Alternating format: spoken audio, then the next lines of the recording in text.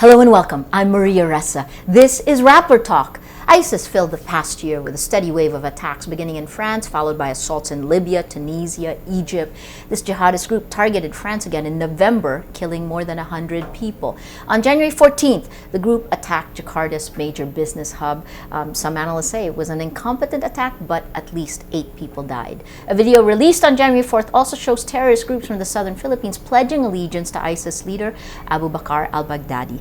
How will these events steer ISIS's growth outside Iraq and Syria? What does this mean for Southeast Asia? Joining us is one of the experts on the terror networks in Southeast Asia, Sydney Jones. She's with IPAC from Indonesia. Sydney, head of the Institute for Policy Analysis of Conflict. Sydney, thanks for joining us. What do you make of last week's attacks? I think it's just a sign that we're going to have to be dealing with the ISIS threat for some time. And unfortunately, I think it's not going to end with one attack in Jakarta. What does that mean? I mean, what do you see happening? How big is the network in Jakarta? What does that mean outside of Jakarta? I think now we've got ISIS supporters very clearly in Malaysia, the Philippines, Indonesia, and a handful in Singapore. We also have Malaysians and Indonesians working together in Syria and fighting together in Syria and Iraq. We also have, however, efforts to develop an ISIS structure that would embrace parts of Southeast Asia, only there isn't a single structure. And in some ways that's what makes the Jakarta attacks interesting, because there are several different groups in Indonesia alone, all claiming support for ISIS, but not agreeing to the same leaders, either in Syria or in Indonesia. So how do you see this developing over the next few months? I think that we are going to be seeing efforts at more attacks from the same group of people that were responsible for the attack in Jakarta. And that group increasingly seems to be a loose association of people linked to Aman Abdurrahman, the preacher detained in one of Jakarta's maximum security prisons, but that calls itself in a name that will be familiar to some people in the Philippines, Ansar Khilafah.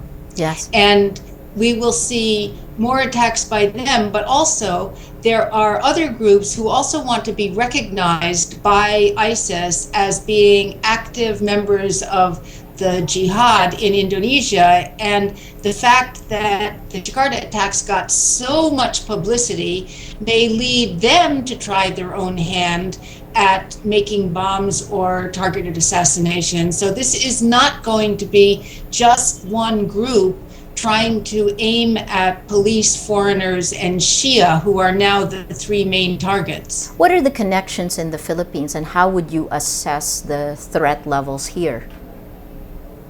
I don't have a real capacity to assess the threat levels there, and it's very, very difficult, as you know better than anyone else, to try and figure out how to distinguish between the rhetoric of jihad and support for ISIS and everything else, and actual capacity on the ground in a way that's different from the past. I mean, how is AKP, Ansar Khilafah in the Philippines, different from Abu Sayyaf or BIFF in terms of the goals, the methods they would use? Is it just same old by a different name? We don't really know. But we do know that there have been contacts between the group of Indonesians fighting in central Sulawesi under the leadership of Santoso, who calls himself head of the army of the caliphate in Indonesia, the Junud Daulah Islamiyah, and a training camp that calls itself an AKP training camp in central Mindanao, and that there was a man arrested in August for spending 2 months at that camp and coming back with weapons for Santoso, which he proudly displayed in a photograph that was released not too long ago. So there is not just communication over encrypted messaging service between the Philippines and Indonesia. There is active contact, especially between POSO and Ansar Khilafah in the Philippines. But who exactly in Ansar Khilafah, I don't know. Fascinating. So, how would you gauge the responses of governments of Indonesia and of the Philippines in particular? I think the response of the police to the attack in central Jakarta was very fast and very effective. But I think what's been lacking in all of these countries, unfortunately, is good preventive measures. Because, and I think that's particularly true in Indonesia, where there's not even a political consensus on the definition of extremism. Who is it that we're really trying to stop?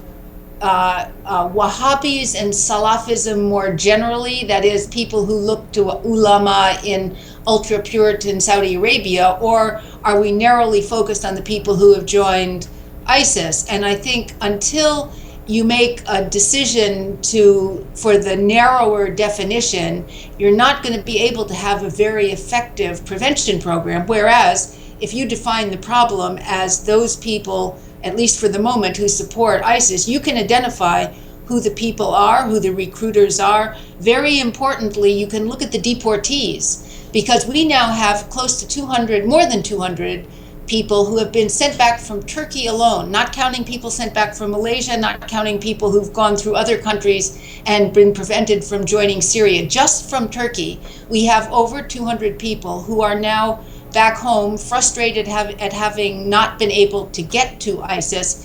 And if you wanted to have a program targeted at a group of people who you could interview about what their motivations were, what their networks were, and so on, this is the perfect, almost laboratory group. What's preventing authorities from doing that now? I think not a sense that this was something urgent. I think that the Jakarta attacks have provided that sense of urgency, but it seems as though all efforts are going first into strengthening the anti-terrorism or counterterrorism law. Correct. In Indonesia. And in some ways, for me, that's the easy solution. You can strengthen a law, but it doesn't mean that you're going to be able politically to get more people on board to support that law. It doesn't mean that you're going to be able to get bans on extremist preachings of people linked to ISIS. It doesn't mean that you're going to be able to get really useful targeted civil society efforts aimed at trying to attract people out of these extremist networks. And one of the really fascinating things about the deportee population is that 60% are women and children under the age of 15, meaning the question is, what's going to be aimed at women? Up till now, almost all of the de-radicalization programs have been aimed at men. Right. Secondly, what are you going to do about children who have been affected by extremist teachings, who are reaching an age where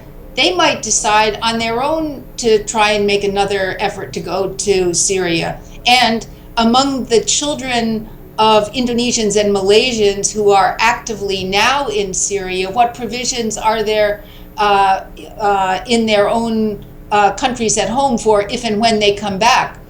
That's a whole population that's been affected by extremist teachings, and there's going to have to be some program for dealing with it.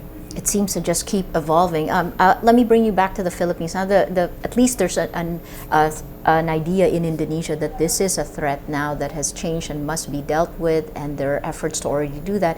In the Philippines, the armed forces of the Philippines said that ISIS does not exist here. What's your reaction to that? I thought that was unfortunate because I think the threat is very much present. And while I do agree with some analyses that say that many of the actions undertaken by Abu Sayyaf, for example, are simply the old actions with a new name, I also think that there is a real danger that the group calling itself Ansar Khilafah could ally with groups in the Philippines, with groups in Indonesia and Malaysia, and groups in Syria to, for example, provide safe haven to terrorists who are needing to flee their own countries and want a place to stay in the southern Philippines. We could also see attacks being planned or weapons being purchased in the southern Philippines. I think we could also see ideological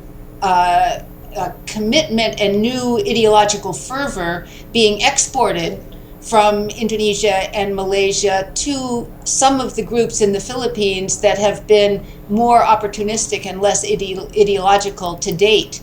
So I think it's a mistake to dismiss the threat as being just not there. And the last question before I let you go is really, ISIS has said that it wants to establish a province, and part of it is because of the battleground losses that they've had looking outside now, outside of Iraq and Syria. But how feasible is it that ISIS could establish a vilayat or a province in Southeast Asia?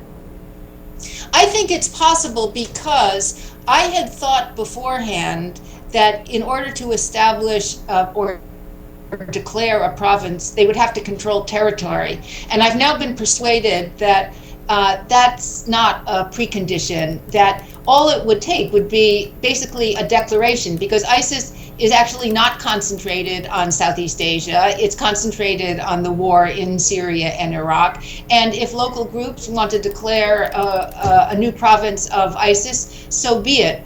But there could be a possibility that once a province is established or declared, even if it doesn't control territory, that the individuals involved might have more of a propensity to actually undertake and obey instructions from ISIS Central in a way that could also up the level of violence. So even if you don't have total direction and control from ISIS Central, the declaration of a province in Southeast Asia is not only possible, but it's dangerous. Thank you. Thank you so much, Sydney. I know we're going to be watching this very closely. We'll check back in with you. That's Sydney Jones coming to us from Jakarta. Thanks again. Okay, bye-bye.